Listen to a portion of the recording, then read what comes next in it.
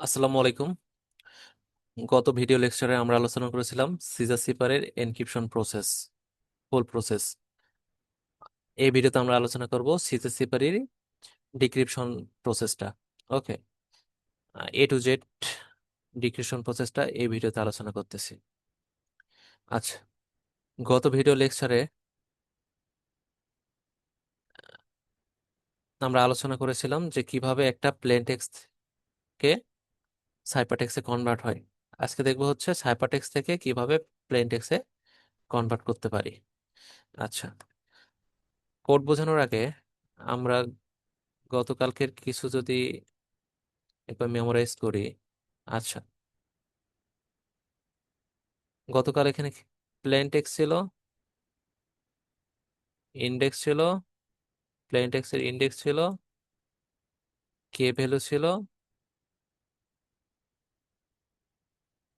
কে value index, plane text index যোগ করে একটা সাইপারটেক্সট ইন্ডেক্স ছিল, দেন একটা সাইপারটেক্সট ভ্যালু ছিল। ওকে, আজকে প্রসেসটা হবে, গতকাল ছিল এই প্রসেস, আজকে পুরোটাই উল্টা প্রসেস।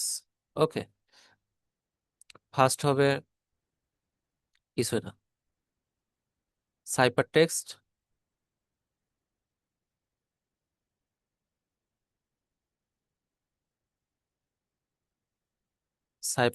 সাইপারটেক্সট ইন্ডেক্স, কে ভ্যালুতে অ্যাজ ইউজুয়াল যেটা থাকবে সেটাই। এখানে এনক্রিপশন করি আর ডিক্রিপশন করি, কে ভ্যালুর কোনো চেঞ্জ হবে না। যে ভ্যালুটা দিয়ে আমরা এনক্রিপশন করছি সেম ভ্যালুটা দিয়ে আমাদের ডিক্রিপশন করতে হবে। আচ্ছা, এখানে একটা প্লেন টেক্সট ইন্ডেক্স থাকবে এন্ড লাস্ট প্লেন টেক্সট থাকবে। ওকে, এখন গতকালকে আমরা প্লেন টেক্সট ইন্ডেক্সের মান যদি পজিটিভ ছিল তখন আমরা একটা সূত্র ইউজ করছি, মড করছি। ওকে, প্লাস কোনো একটা ভ্যালু আছে, তো সেটা আমরা মড করছিলাম। যদি 26 এর অতিরিক্ত ভ্যালু পাইতাম তখন আমরা মড করে অ্যান্সারটা যেটা পেয়েছিলাম সেটাই হচ্ছে করসপন্ডিং সাইপারটেক্সট ছিল। আচ্ছা, আজকে, আচ্ছা, অলওয়েজ তো সব ভ্যালু প্লাস থাকবে না, রাইট? যদি আমাদের এখানে কোনো নেগেটিভ ভ্যালু থাকে তাহলে তখন কি করব? সাপোজ নেগেটিভ এক্স ভ্যালু আছে, নেগেটিভ এক্স ভ্যালু, এটার সূত্র হচ্ছে, নেগেটিভ এক্স ভ্যালু আছে এটার সূত্র হচ্ছে একটা ভেরিয়েবলে আমরা এই নেগেটিভ এক্স কে মডুলাস করব। হ্যাঁ, নেগেটিভ এক্স মডুলাস ভাগ 26। ওকে,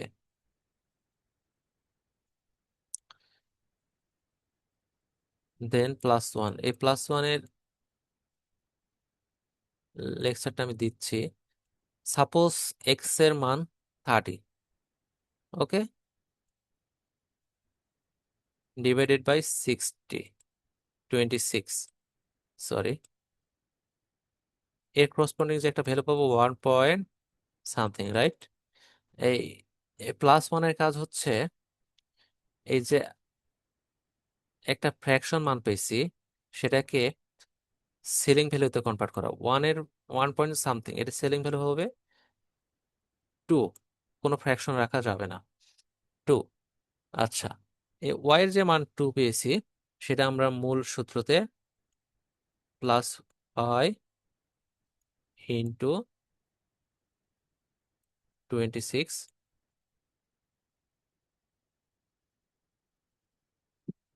দিয়ে যে সমীকরণ এমন সমাধান করে যে অ্যান্সারটা পাবো সেটা হচ্ছে প্লেন টেক্সের মান।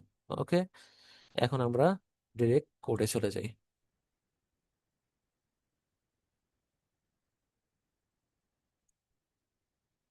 তো তার আগে ক্লিন করে নিচ্ছি। ওকে,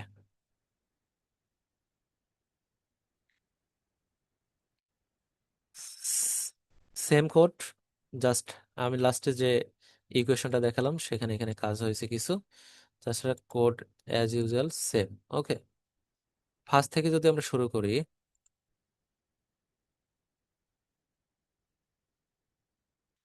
ডেপথ হাইপারটেক্সট। আচ্ছা, এটি আমাদের মেইন যে ডিক্রিপশন ফাংশন, এটি রান করার জন্য ইউজার থেকে আহ, লুকানো মানে সাইপার টেক্সট বা কে ভ্যালু ইনপুট দেবে, ঠিক আছে? ইনপুট দিলে এখানে এসে স্টোর হবে। প্লেন টেক্সট কি করতেছে, আমাদের সে সাইপার টেক্সটের লাস্ট রেজাল্ট আসবে, সে প্লেন টেক্সট একটা একটা করে এখানে এসে স্টোর হবে। আচ্ছা, অ্যালফাবেট এ থেকে জেড, এটা আমরা যেহেতু কোনো লাইব্রেরি ফাংশন ইউজ করতেছি না, সুতরাং এখানে আমরা টাইপ করে করে সবগুলো বসাইছি। আচ্ছা, আমরা এর মান 1, আচ্ছা এখানে একটা স্পেস আছে, কারণ স্ট্রিং এ ইন্ডেক্স ভ্যালুটা অলওয়েজ 0 থেকে কাউন্ট হয়। আমাদের যেহেতু এর মান 1 নিতে হবে, সেই জন্য আমরা কি করব, এখানে একটা স্পেস দিয়ে, আমরা স্পেসটা 0 হিসেবে কাউন্ট হবে, কিন্তু এর আলটিমেটলি ভ্যালু আসতেছে 1, এন্ড যেটা আলটিমেটলি ভ্যালু আসতেছে 26। And lower case upper case, এখানে ইউজার যদি ভুল করে ছোট হাতের বা বড় হাতের, যে আপার কেস বা লোয়ার কেস যেটাই দিক না কেন, কনভার্ট করে যেন একই অর্থ প্রকাশ পায়, সেজন্য এটা ব্যবহার করা হয়েছে লোয়ার কেস আপার কেস।